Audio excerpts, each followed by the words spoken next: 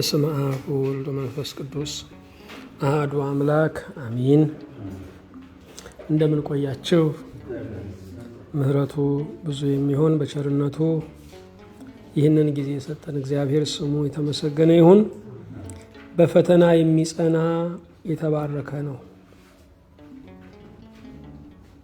እግዚአብሔርን አጋዥ አድርገን ሁለተኛውን ክፍል እንመለከታለን። የሐዋርያው ያዕቆብ መልእክት ምዕራፍ 1 ቁጥር 12 ላይ ያለውን በጸሎት መንፈሱን እናነባለን። በፈተና የሚጸና ሰው የተባረከ ነው፣ ከተፈተነ በኋላ ለሚወዱት ተስፋ ስለ እርሱ የሰጣቸውን የሕይወትን አክሊል ይቀበላልና። ሁሉን የያዘ ሁሉን የምትገዛ የጌታችን የመድኃኒታችን የኢየሱስ ክርስቶስ አባት እግዚአብሔር ሆይ እናመሰግንሃለን። ስጦታህ ብዙ የሆነ ስጦታህ ድሃውን ባለጠጋ፣ ምስኪኑን ባለሞገስ፣ ኃጥኡን ጻድቅ፣ ከሃዲውንም አማኒ ያደርጋልና ስለ ስጦታህ እናመሰግንሃለን። ስጦታህ እረኛውን ዳዊትን ንጉሥ አደረገው፣ የከዳውን ጴጥሮስን ሊቀ ሐዋርያት አደረገው፣ አሳዳጁን ጳውሎስን የቤተ ክርስቲያን መስራች ሰሪ አስፋፊ ያደረገው። ስጦታ ታሪክ ይለውጣልና በእውነት እናመሰግንሃለን። የጠወለገውን ማንነት የምታለመልም አንተነ፣ ተስፋ ለራቃቸውም ተስፋ በመሆን የታወቅክ አምላክ ነህ። ዛሬ ሕይወታቸው በብዙ ነገር የተራቆተች በጸጋ እንዲሸላለሙ እንጸለያለን። የሁሉ አምላክ እግዚአብሔር ሆይ ወንድም ለወንድሙ ስጋት ሳይሆን ረፍት እንዲሆን፣ እህት ለእህቷ ፍርሃት ሳይሆን ማረፊያ እንዲሆኑ አቤቱ እንማልድሃለን። ያስጨነቁን ዘመኖች ወራቶች ሁሉ በቸርነትህ ይለፉልን። እግዚአብሔር ሆይ ከመከራና ከፈተና ውስጥ ያለው ትምህርቱ እንዳያመልጠን ጸጋህን አብዛለን። እኔ ባሪያህንና በፊትህ ያሉትን እነዚህን ባሪያዎችን ሁሉ ይቅር እንድትል አቤቱ እንማልድሃለን። በዚህ ሰዓት በዓለም ላይ ያለውን ጦርነትን ሁሉ እንድታረቅልን፣ ለአሜሪካ ሕዝብ፣ ለኢራን ሕዝብ፣ ለእስራኤል ሕዝብ ሰላም እንድትሰጥልን፣ የታወኩ ከተሞችና መንደሮች ሁሉ የሰላም ጸጋ እንዲደርሳቸው፣ የሰው ልጆች ያለ ልክ ለመጣላት ለመጫረስ የወጡበትን እቅድ ሁሉ አንተ እንድታቋርጠው እንለምንሃለን። ክፋታችንን ከጨረስነው ይጨርሰናል። የዘመናት ቅዱስ እግዚአብሔር በደግ አስበን። በሰላም ጀምረን እስክንፈጽም ጥበቃህ በዙሪያችን፣ ማዳን ምሕረት በመካከላችን ትሁንልን። በአንድ ልጅ በኢየሱስ ክርስቶስ በእርሱ ያለ ክብር ጽን ለአንተ ይገባሃል። ከእርሱ ጋራ ከመንፈስ ቅዱስም ጋራ ትክክል የሚሆን ዛሬም ዘወትርም ለዘላለሙ አሜን። የእግዚአብሔር የአምላካችን ስሙ የተመሰገነ ይሁን። ርዕሳችን በፈተና የሚጸና የተባረከ ነው የሚል ነው። በሕይወታችን ብዙ ነገሮችን እንፈትናለን። በእያንዳንዱ ቀናችን ውስጥ ምግባችንን እንፈትሻለን፣ እንፈትናለን፣ እናያለን፣ ምግቡን እናሸታለን፣ እንቀምሰዋለን። ይሄ ሁሉ የመፈተን ሂደት ነው። ሳንፈትን የምንወስደው ነገር ሁሉ ሕይወትን እንደሚጎዳ ገብቶናል። ስለዚህ እግዚአብሔር የሚፈትነን የራሳችንንና የሌሎችን ሕይወት እንዳንጎዳ ነው። የተፈተነ ሰው ይራራል። የተፈተነ ሰው ያዝናል። የተፈተነ ሰው አይፈርድም። የተፈተነ ሰው የተጨነቀ ሲያይ የእሱ ጭንቅ ቀን ትዝ ይለዋል።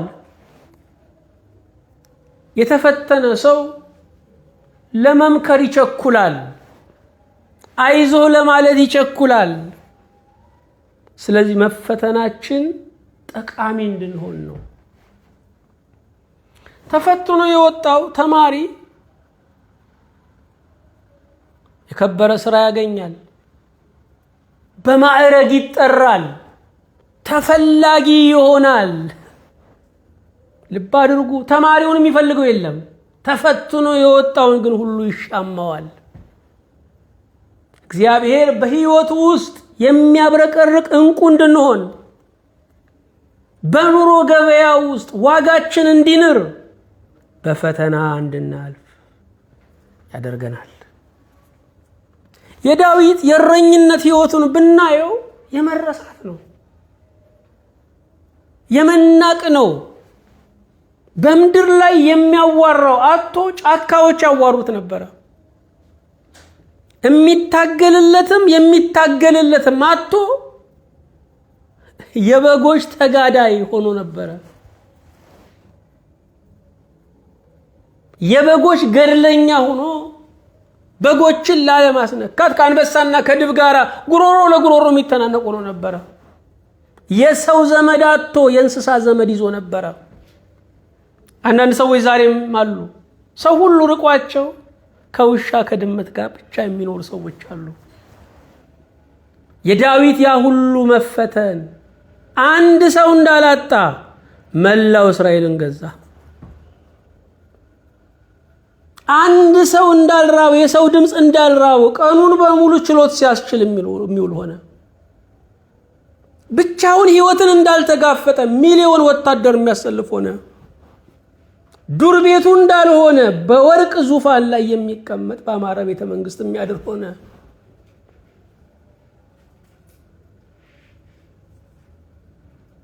ደረጃው ሲወጡት ያደክማል፣ ሲጨርሱት ግን ራሳችሁን ከፍታ ላይ ታገኙታላችሁ፣ ሁሉን ታዩበታላችሁ።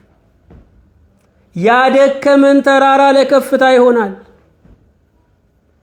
ያደከመን ፈተና ሁሉን ለማወቅ ለመገንዘብ ይሆናል።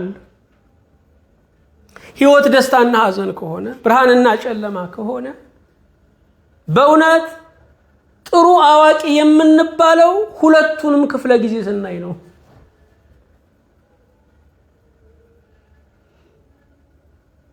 ህመምን ከታመመ ጋራ ሲያወሩት መፍትሄ አለው። እንደውም ከአዲስ ሐኪም የቆየ በሽተኛ ይሻላል ይባላል። የተፈተነ ሰው ምክሩ የነጠረ ነው። የህይወቱን ጭማቂ ነው የሚሰጣቸው፣ አይሳሳትም። በየዕለቱ እንፈትናለን የምንመገበውን ነገር። ማሩን ስንገዛ እንፈትናለን። ብዙ መፈተኛዎች አሉት ይባላል።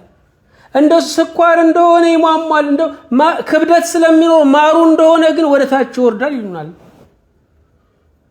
እውነተኛ ነገር ሚዛን አለው ማለት ነው። ይከብዳል ማለት ነው። አይታችሁ ከሆነ የልብስ ገበያ፣ የስጋ ገበያ ወረፋ ብዙ ነው አይደለ? የአልማዝ የዳይመንድ ገበያ ግን ሁር የሚል ሰው የለም፣ ባዶ ነው። በወር አንዴ አንድ ሰው ከገባ ከገዛም በቂ ነው። የከበርን ስንሆን ሁሉ አይከበንም፣ ሁሉ አይወደንም። ብዙ ደጋፊ ያለው ሰው ዋጋው ትንሽ ቀነስ ያለ ሰው ነው። ርካሽ ነገር የሚያስተላልፍ ሰው ነው።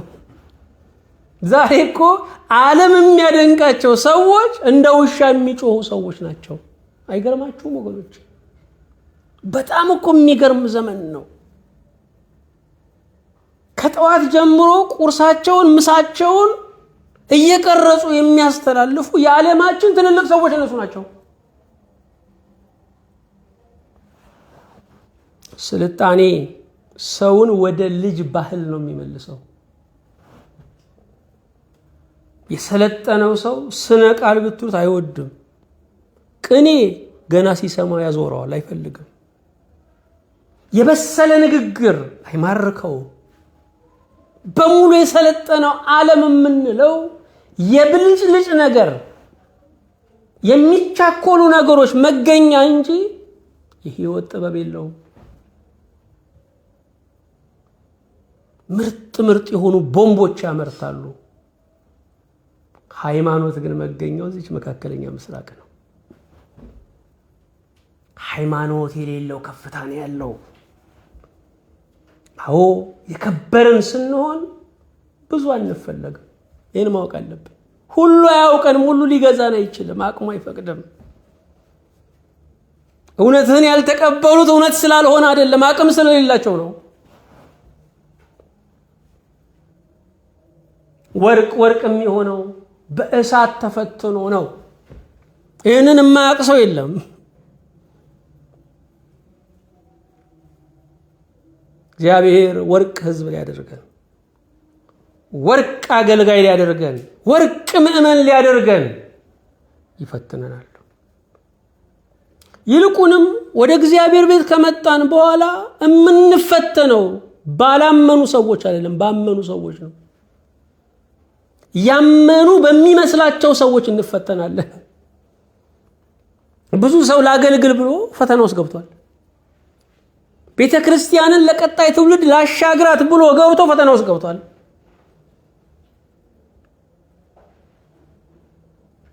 ክርስቶስ የተፈተነው በሚያምኑ አይሁድ፣ በሚያምኑ ፈሪሳውያን፣ በሚያምኑ ጻፎች ነው።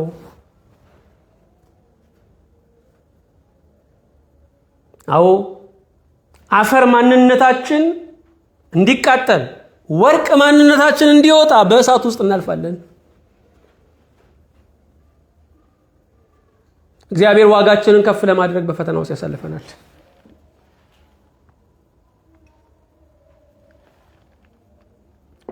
ኔልሰን ማንዴላን ሁላችን እንሰማለን አይደለ? 27 ዓመት የታሰረ ሰው ነው።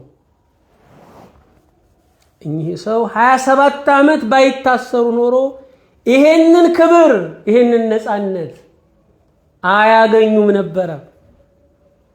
ለደቡብ አፍሪካውያንም ምሳሌ አይከን አይሆኑም ነበረ። እነ ሄለን ኬለር ማየት ባለመቻል፣ መስማት ባለመቻል ፈተና ውስጥ ገቡ። ያ ፈተና ግን ዛሬ በዓለም ላይ የሚጠሩበት ሆነ። አብርሃም ሊንከን በንግድ በፖለቲካ ያልተሳካለት ሰው ነበረ። ብዙ የሞከረ፣ ብዙ ፈተናዎች ግን ዛሬ የሚከበር ሰው አደረገው። የሚደንቅ ነገር ነው።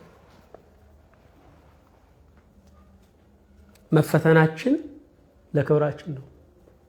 ኤርምያስ ከልጅነቱ ጀምሮ የፈተና ሰው ነበረ። አገልግሎቱን ማንም ሰው አልተቀበለውም። በመጨረሻም በሚያገለግለው ሕዝብ ተወግሮ ነው የሞተው። ኤርምያስ የተከበረው ከሞተ ከስንት ዘመን በኋላ ነው። ለማንም ሐውልት አልሰሩም፣ ለእሱ ነው ሐውልት ሰርተው የዘከሩት። አንዳንድ ጊዜ ስማችሁ የሚያበራው ከሞታችሁ ከብዙ መቶ ዓመታት በኋላ ነው። እግዚአብሔር ከሞታችሁም በኋላ ስማችሁን ያስመልሳል። የምናምነው እግዚአብሔር ከሄድን በኋላም ስራችንን የሚጨርስ ነው። ሞተንም የሚሰራ እግዚአብሔር፣ ሞተንም የሚሰራልን አምላክ ነው።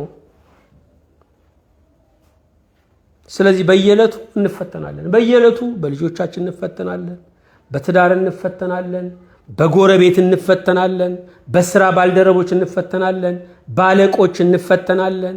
አንዳንድ ጊዜ ልርዳችሁ በምንላቸው ድሆችም እንፈተናለን። ነገር ግን ሐዋርያው እንዳለው ነው፣ ሰይጣን ሐሳብህን አልስተው። ሰይጣን አመጣጡን ስታውቁበት ፈተና ይቀይራል።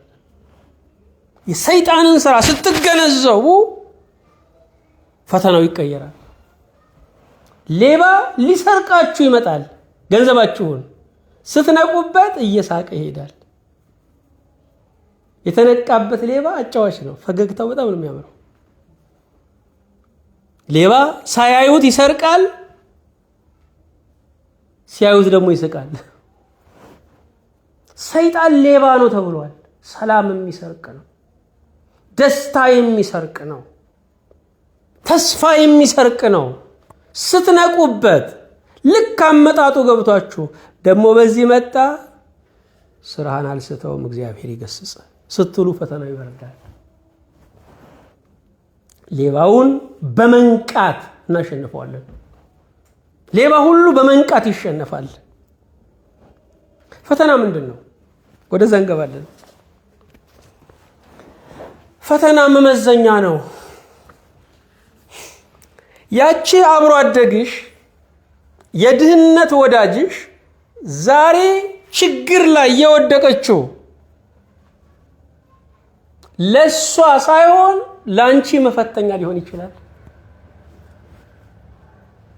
እግዚአብሔር ሊገመግም በችግር ቀን በድህነት ቀን የገባችሁትን ቃል ኪዳን እንደምትፈጽሙ እንደማትፈጽሙ ሊገመግም እግዚአብሔር ያንን ችግር በዚያች ላይ ያመጣ።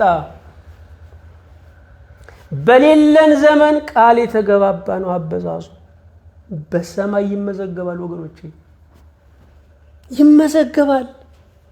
በሌለን ቀን ታምነን ባለን ቀን ስንጎድል እግዚአብሔር ይታዘበናል። ምንም ይሁን የችግር ቀን ወዳጃችሁን አትጣሉ። ወገኖቼ ስናገኝ እኩያ አይደለም መፈለግ ያለብን፣ ያን የክፉ ቀን ወዳጅን ነው። መከራውን የተካፈለ ደስታውን እንዲካፈል መፍቀድ አለብን። ኢየሱስ በቃና ዘገሊላ፣ ኢየሱስ በቀራንዮም ነበረ። በደስታውም በሐዘኑም ስፍራ መገኘት የወዳጅ ልኩ ነው። እስር ቤት የወረዱ መከራው የነሱ ሳይሆን የኛ መመዘኛ ሊሆን ይችላል። በየቀኑ እናገኛቸው የነበሩትን በወር አንዴ መጠየቅ አልቻልንም። ያ ወዳጃችን ከኛ ጋራ ትከሻ ለትከሻ የሚሳሳመው እኩያችን ዛሬ ባልጋ ወድቋል። አንድ ቀን ሁለት ቀን በሳምንት ውስጥ ጊዜ ሰጥተን ብናጣጥበው ምን አለ? እዛ ውስጥ የሚገኘውን ደስታ የባህር ዳርቻ መዝናኛዎች አይሰጡንም። እግዚአብሔር የኛን ደስታ ያስቀመጠው በሌሎች ጉድለት ውስጥ ነው። ሰው ልጅ ደስታን ይፈልጋል። ደስታን የት እንደሚያገኝ ግን አላወቀም። ደስታ ያለው ስለ ሌሎች በመኖር ነው። ፈተና ምንድነው? መመዘኛ ነው። እግዚአብሔር ገንዘብ ሲሰጠን እየለካንም ነው። ያንዳንድ ሰው የተደበቀ ብልግናው የሚወጣው ገንዘብ ሲመጣ ነው። እግዚአብሔር ስልጣን የሚሰጠው ለተጨቆነው ሰውዬ ነው።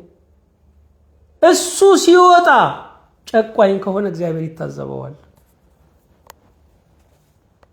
ዛሬ ዓለምን እያስጨነቁ ያሉ ተጨንቀው የኖሩ ገዢዎች ናቸው። በአንድ እነሱነታቸው ላይ የመጣውን መከራ በሚሊዮኖች ላይ ይደግሙታል። ክፉ ቀንን የምናየው ሁሉም እንደኔ ይየው ብለን እንድንጨክን ሳይሆን በኔ የደረሰ በሌላው አይድረስ እንድንል ነው። ስልጣን መመዘኛ ነው። ማኔ ቴቄል ፋሬስ የተባለው እኮ ለዚያ ለብልጣሶር ለንጉስ እኮ ነው። ተመዘንክ ቀለህም ተገኘህ። ዛሬ ብዙ ሰው በድህነቱ አይደለም በብልጥግናው፣ በሌጣነቱ አይደለም በብዙነቱ፣ በጭቆናው አይደለም በስልጣኑ ተመዝኖ ወድቋል።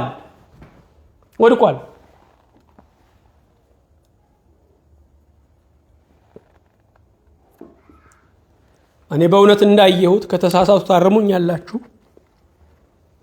ሙስሊም የነበረ ሰው ስልጣን ሲያገኝ ሙስሊም ነው። ይጾማል፣ ይሰግዳል፣ በዓል ቀን ታዩታላችሁ። የኛ ቤተ መንግስት ሲገባ ስልጣን ሲያገኝ ቅዳሴ ያቆማል። ከሁሉ ጋራ መመሳሰል አለብን የሚል የሰፊነት አስተሳሰብ ውስጥ የገባ ይመስለዋል። አይደለም፣ የሰይጣን አጀንዳ ውስጥ ነው የገባው። እግዚአብሔር ካልገዛው እንዴት ሊገዛ ነው? የበላይ የሌለበት የበላይ መድኃኔዓለም ብቻ ነው። ባለስልጣን ሁሉ የበላይ ጌታ ያስፈልገዋል። አለበዚያ የፈጠሩን መስሏቸው ሲሰብሩን ነው የሚውሉት። ዛሬ ወገኖቼ ዓለም የአንዲት ታላቅ ልዕለ ኃያል ሀገር ንብረት አልመሰለቻችሁም? ዓለም የእግዚአብሔር ናት እኮ ለማለት እያፈርን ያለ ነው። ዓለም የእግዚአብሔር እማትመስለን ደረጃ ላይ ደርሰናል። እንደው የእኛን መሪዎች እንኳን ያቺ ሀገር ብታስደነግጥልን ርክት ነው የምንለው። ዓለም የእግዚአብሔር ነው ወገኖቼ። ዓለም የእግዚአብሔር ነው። ስልጣኔ የእግዚአብሔር ነው። የገዛ ሞቱን የማይገዛ ምን ገዢ ያለ ወገኖቼ? በነጭ ጨርቅ ተጠቅልሎ መቃብር የሚወርድ ገዢማ አንድ አለ፣ በሞት ላይ የገነነው ኢየሱስ ክርስቶስ ጌታችን። ፈተና መመዘኛ ነው። የተሰጡን ጤናዎች መመዘኛ ናቸው ወገኖቼ፣ መመዘኛ ናቸው። አየርን እንደ ልባችን እየሳብን አየር ያጠረው ሰው እኮ እየከፈለ ግን ያለ ምቾት ነው የሚስበው፣ ድምፁ ራሱ ሲሰቀጥጥ። ልባችን ያለ ባትሪ እየሰራ ወገኖቼ፣ ብዙ የምናመሰግንበት ነገር አለ። ውለታው ብዙ የእግዚአብሔር አመስጋኝማ ቢኖር ተብሏል። የምስጋና ትዝብት ወርዶብናል ወገኖቼ። እግዚአብሔር ይመዝነናል። ስናገኝ ስንደላደል ነገሮች ሲሳኩልን መጀመሪያ የምንሰርዘው አብረውን ያሳለፉትን የመከራ ወዳጆቻችንን ነው።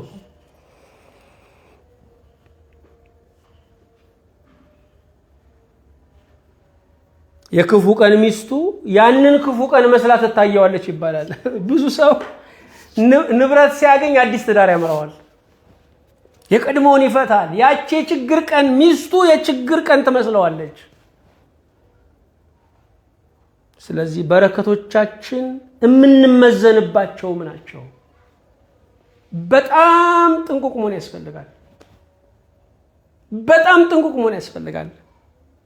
ፈተና መመዘኛ ነው። እግዚአብሔር ይመዝነናል። እምነታችን ይመዘናል፣ ፍቅራችን ይመዘናል፣ ጽናታችን ይመዘናል።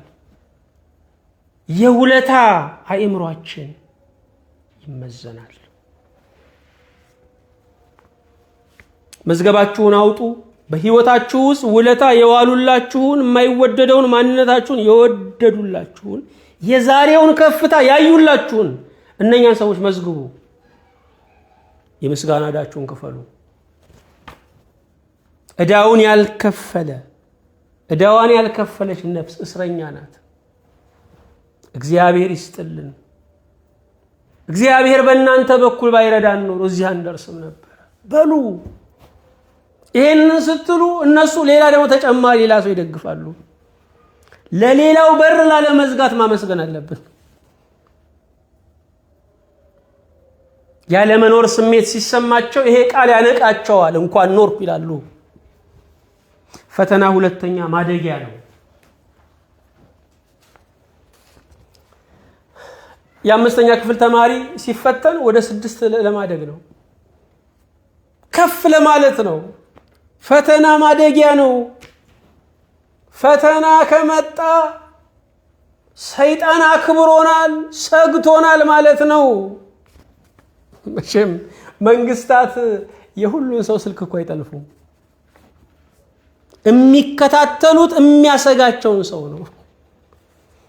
እንደውም መንግስታት ከተማ ከሚያውደለድል ሰው በረሃ የወረደ ሰው ይፈራሉ።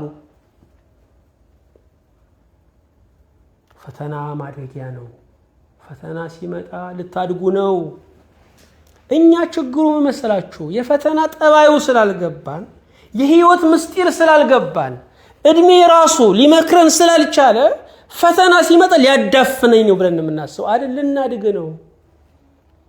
የሚገፉን ሰዎች እኮ ያንተ ቦታ እዚህ አይደለም ሂድ እያሉን ነው። አልገባንም። እኛ ድምፁ ምቀኛ ጎረቤት ዕቃ ያስገዛል እኮ ነው። ቤት የሰራ ሰው ክፉ አከራይ የገጠመው ሰው ነው። ዕቃ የገዛ ሰው ክፉ ጎረቤት የገጠመው ሰው ነው። ክፉዎች ከደጎች ይልቅ ባለ ውለታዎቻችን ናቸው። እነሱ ናቸው ቀጥ ብለን እንድንቆም ያደረጉን፣ ቆራጥ እንድንሆን ያደረጉን፣ የውሳኔ ሰው እንድንሆን ያደረጉን፣ ያለንን ኃይል እንድናሟጠጥ ያደረጉን እነሱ ናቸው። ስለዚህ ጠላቶቻችንን ማመስገን አለብን። ጠላትን ውደድ እኮ የተባለው ለዚህ ነው ወገኖች።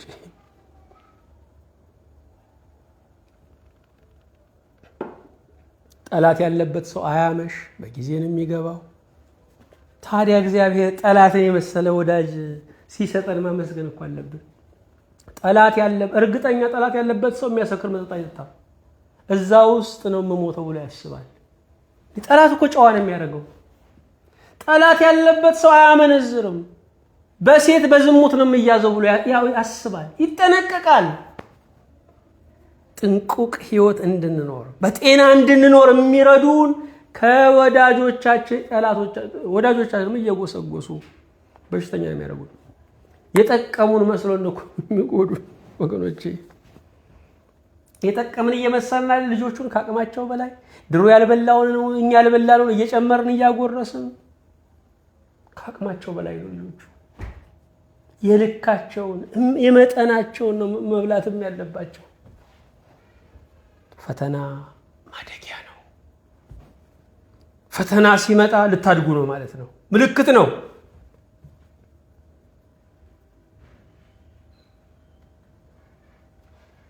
አባቶች መከራና ፈተና ከሌለ ምን አጥፍተን ነው ይሉ ነበር። ልብ አድርጉ፣ ብርቱካን የሚጠጣው ሲጨመቅ ነው። ዕጣን የሚሸተው እሳት ውስጥ ሲጨመር ነው። የሰው መዓዛው አርኪነቱ የሚወጣው በፈተና ሲያልፍ ነው። የተፈተነ ሰው የሚናገረው ንግግር እያንዳንዱ የወርቅ እንክብል ነው። ምንም የሚጣል ነገር የለውም። እስቲ ሂዱ ባለጠጎችና ሚሊዮነሮቹ የሚናገሩት ሁሉ ምንም እኮ አይደለም። ግን በግድ ስሟቸው የሚል የብር አቅም አለ። ድሃው የሚናገረው የነጠረ ነው፣ አይወድቅም። ኑሮ፣ ትግል፣ ፈተና ጠቢብ ነው የሚያደርጋችሁ። ሶስተኛ ፈተና ማወቂያ ነው። በፈተና ውስጥ ዕውቀታችሁን ታረጋግጣላችሁ። እርግጠኛ ነው ለካ ዕውቀቴ ትላላችሁ። ያወቅነውን ዕውቀት እርግጠኛነት እናረጋግጣለን። ይሄ ብቻ አይደለም፣ በተሳሳትነው ነገርም እንኳን እናውቃለን። ምክንያቱም እያንዳንዱ ፈተና አጠገቡ ምን አለው? ዋጋ አለው። መምህሩ ዋጋ ይሰጠዋል። ፈተና ማወቂያ ነው። ራሳችንን እናውቀዋለን በፈተና ውስጥ። ለካ እኔ እንደዚህ ነኝ። ሰዎችን እናቃቸዋለን። እንሞትላቸዋለን ያሉ ሰዎች አይ ብን ነው የሚሉት። እንደውም ያልጠበቅነው ሰው ነው የሚገኘው። ሰዎችን እናውቅበታለን፣ ዓለምን እናውቅበታለን። እችን ወረተኛ ዓለም ከወዳጅ ጋር ያረፈደች እንደሆነ የማትውል ዓለም፣ የዋለች እንደሆነ የማታመሽ ዓለም፣ ከንቱ ዓለም እናውቃታለን። ፈተና ማወቂያ ነው፣ ማወቂያ ነው። አራተኛ ስህተትን መገንዘቢያ ነው። ምኑ ጋር ያጠፋሁት፣ ምኑ ጋር ያበላሸሁት የምንለው በፈተና ውስጥ እናልፍ ነው። በፈተና ውስጥ ያላለፈ ሰው ስህተቱን መገንዘብ አይችልም። ሁል ጊዜ ትክክል እንደሆነ ነው የሚያስበው። ሁል ጊዜ እሱ ተጎጂ፣ ሌሎች ጎጂ እንደሆኑ ነው የሚያስበው። ፈተና ስህተትን እንድንገነዘብ ያደርገናል። ልክ አለመሆናችንን፣ ሁሉን እንደማናውቅ ያስተምረናል። አምስተኛ ፈተና ምንድነው ስንል ጓደኛ የሚያሳጣ ነው።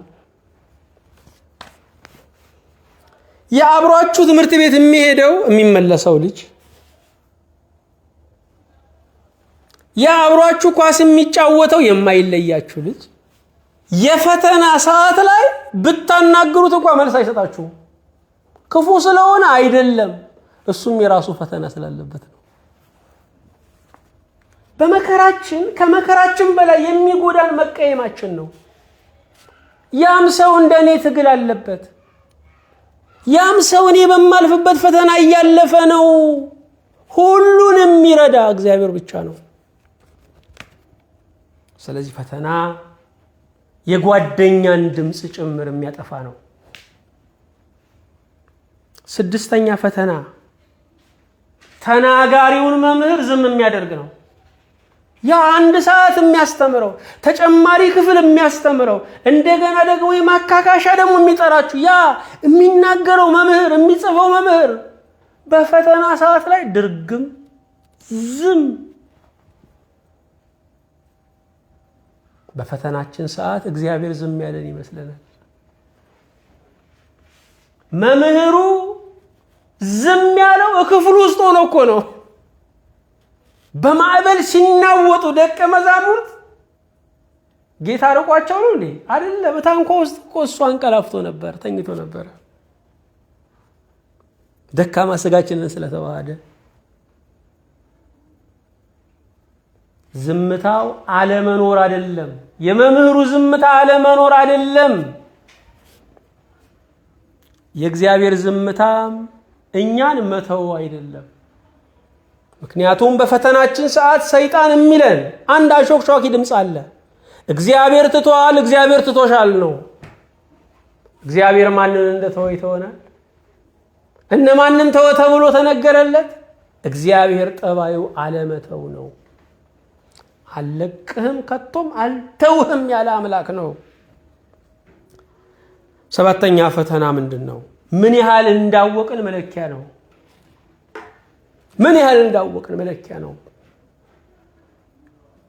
ዕውቀታችን ይለካል፣ ብስለታችን ይለካል፣ ልምዳችን ይለካል። ወገኖቼ ይህንን ዓለም ልንለቅ አንድ ሰዓት ሲቀረንም የመለወጥ እድል ካገኘ አንድ ሰዓት ተለውጦ መሞት ቁጥሩ ነው። ብዙ ሰው ጊዜው እኮ አልፏል ይላል። በ40 ዓመቱ እንዴ ለመማር አያልፍም። ተሳስቻለሁ ለማለት አያልፍም። ዕውቀትን ለማረም አያልፍም። አብዛኛው ሰው የማይለወጠው ጊዜው አልፏል ስለሚል ነው። እስከ ዛሬ ድረስ ልክ ነው ያልኩትን ልክ አይደለም አልልም። እኛ የምንኖረው ለመማር ነው። ይሄን ማወቅ አለባችሁ። በዋናነት የምንኖረው ለመማር ነው። ግሪኮች የሚሉት ነገር አለ። እስክንሞት የምንማር ነው ይላሉ። እስክንሞት የምንማር ከሆነ እስክንሞት የማናውቀው አዲስ ነገር አለ ማለት ነው። እኔ በምድር ላይ የምኖረው ለመማር ነው። ራሴን ለማወቅ፣ ሰዎችን ለማወቅ፣ እግዚአብሔርን ለማወቅ፣ ዓለምን ለማወቅ፣ ተፈጥሮን ለማወቅ። ዕውቀቱን ግን ሳልጨርሰው አልፋለሁ። ሰማይም የምንሄደው ታውቆ የማይጨረሰውን እግዚአብሔርን ለማወቅ ነው። ስለዚህ ሕይወት ዘላለምነት ከትምህርት ጋር የተያያዘ ነው ወገኖቼ። ፈተና ምን ያህል እንዳወቅን መለኪያ ነው። ፈተና በምን ይመሰላል? ቀጥሎ የምናየው እሱን ነው። ብዙ ምሳሌዎች አሉት ፈተና። 5 ምሳሌዎችን እንጠቅሳለን። የመጀመሪያ ፈተና በወጀብ ይመሰላል። ወጀብ መሬት ላይ አይደለም ያለው። ወጀብ ባህር ላይ ነው ያለው። እቅርብ ውሃ ላይ አይደለም ያለው። መሃል ባህር ላይ ነው የሚገጥማችሁ ወጀብ። ወጀብ ከገጠማችሁ መንገዱ ተጋምሷል ማለት ነው።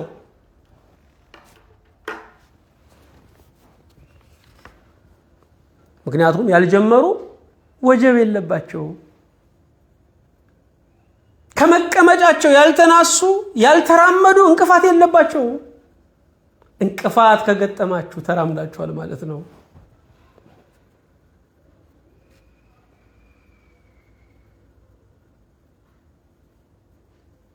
በእንቅፋት መውደቅም መንገዱን ማጋመስ ነው ይባላል። ወደፊት እንዲህ ስንወድቅ መንገዱን ቢያንስ 1 ሜትር 2 ሜትር አጋመስ ነው እኮ ማለት ነው። መውደቅም የህይወት አንዱ አካል ነው። ወገኖች የህይወት አንዱ አካል ነው። በመንገድ ላይ ትሄዳላችሁ። እኛ መሄድ ብቻ ነው መሄድ የሚመስልን አይደለ? የትራፊክ መብራት ላይ መቆምም የመሄድ አካል ነው። አንዳንድ ጊዜ ነገሮች ሁሉ ይቆማሉ። ሁሉ ነገር ይቆማል። ልባችን ጸጥ ይላል። አየሩ ጸጥ ይላል። ንግዱ ጸጥ ይላል። ወዳጅነቱ ጸጥ ይላል። ሁሉ ነገር ጸጥ ይላል። መቆምም የመሄድ አካል ነው። ይህን ማወቅ አለባችሁ።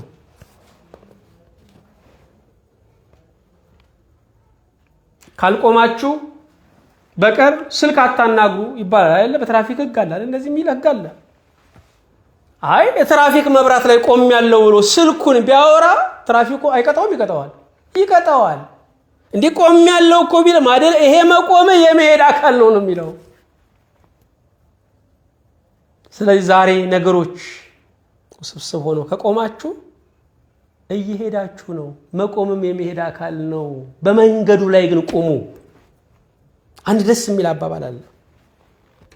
ከቻልክ በትክክለኛው መንገድ ላይ ሩጥ፣ ካልቻልክ ደግሞ ወክ አድርግ። አሁንም ካቃተ ዳዴ ይበል። አሁንም ካቃተ መንገዱ ላይ ድፍት ብለህ ውደቅ።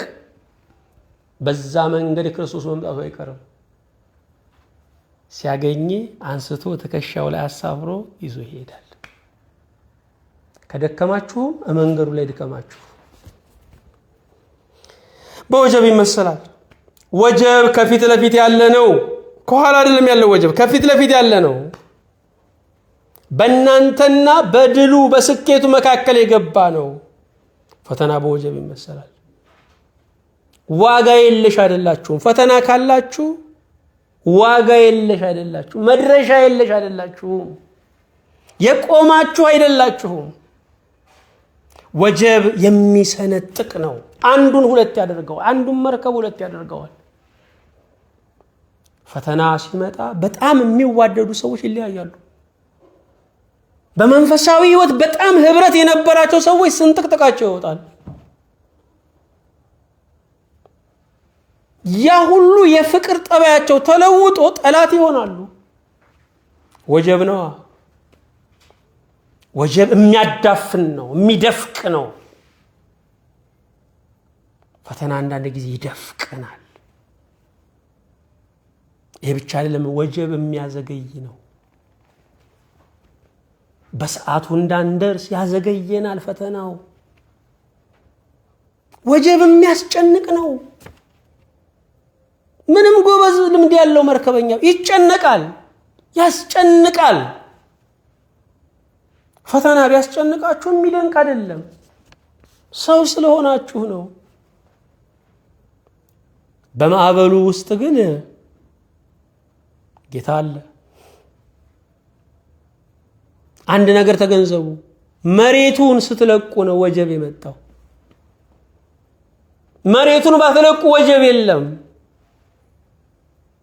አንድ አባት ፈተና ሲመጣባቸው ስራ ጀምሬያለሁ ማለት ነው ይላሉ። ወገኖቼ ጠላት ኃይሉን አያባክንም።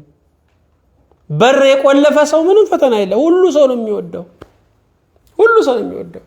እንዴ በጣም እኮ ወገኖቼ እንዴ ወንዶቹ ወጥተው ሲናገሩ ሴቶች ትሰማላችሁ። የኔ ሚስት ምንም አታውቅም ይላሉ። እንዴ ቢያደነቁራት ነው። ምንም ባለማወቋ እንዴት ነው የሚመካው? የኔ ባል ምንም ማያውቅም የሰጡትን ነው የሚበላው። ምላሱ የማይሰራ ሰው ይደነቃል። እንዴ ስሜት ሕዋሳቱ መስራት እኮ አለበት፣ ማሽተት አለበት፣ ማጣጣም አለበት። ምንም አያውቅም፣ ምንም አታውቅም ማለት የሚያስደንቅ መሆን የሚያሳፍር ነው። አብረውን ያሉትን ሰዎች ማሰልጠን አለብን፣ ማሳደግ አለብን። አብዛኛዎቻችን ሞትን የምንፈራው አጠገባችን ያሉ ሰዎች መረከብ ስለማይችሉ ነው። ራሱን የተካ ሰው ሁልጊዜ ለመሞት ዝግጁ ነው። ዛሬ ብዙ ቤቶች አስተዳዳሪ የላቸውም። አንዱ ሰው እልፍ ሲል ይበተናል። አሳ የሚወድ ወዳጅህን አሳ ማጥመድ አለማምዶ ይባላል። ሁሌ አትኖርማ፣ ሁሌ አታጠምድለትማ።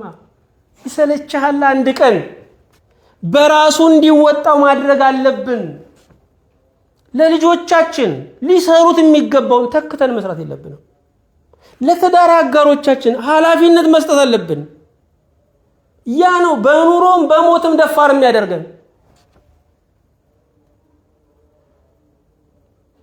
ወጀብ ለምጄዋለሁ የማይባል ነው። እነ ጴጥሮስ ፈርተዋል። በነገራችን ላይ በማዕበል ሁለት ፀጉር ያበቀሉበት ነው ምንድነው ጥርስ የነቀሉበት ነው የሚባለው፣ እንደዛ ያለፉበት ግን ፈርተዋል።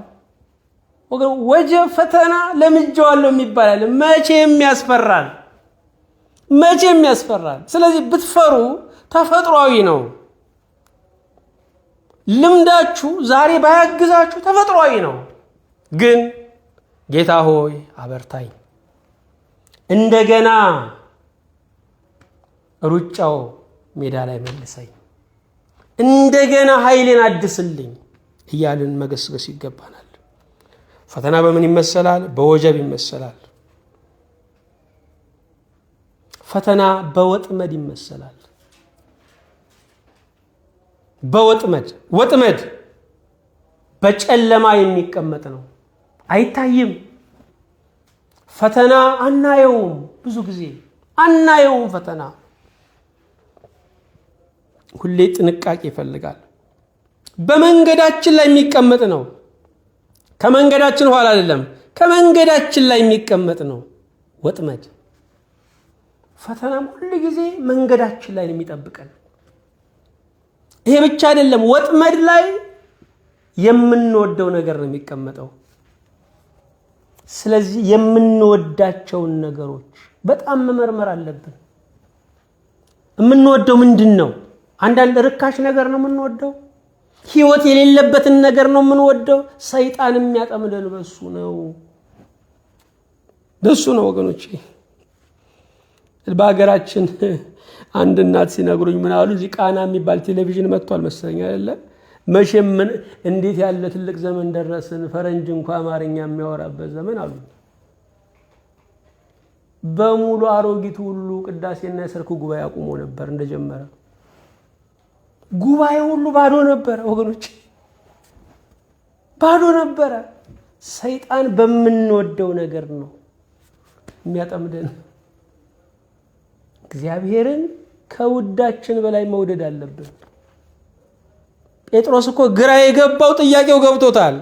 ከነዚህ ይልቅ ትወደኛለህን ያለው፣ የነዚህን ያህል ትወደኛለህን ቢለው ኖሮ እዛ ጋር አሳ አለ፣ የአሳ ያህል መውደድ ጌታን ቀላል ነው። መረቡም አለ፣ ስራ ነው፣ የስራ ያህል መውደድ ቀላል ነው።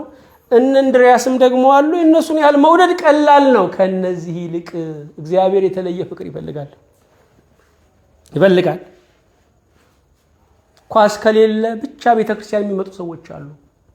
እነኚህ ሰዎች ከሰማዕትነት ዘመን በፊት የካዱ ናቸው። ማንም በማይፈልጋቸው ሰዓት ነው ወደ ቤተክርስቲያን የሚመጡት። እግዚአብሔር ባጣ ቆየኝ ነው። እነኚህን ደምረን ይሄን ያህል አማኛለን የምንለው አይገርማችሁም ወገኖች? እነኚህን ደምረን ነው።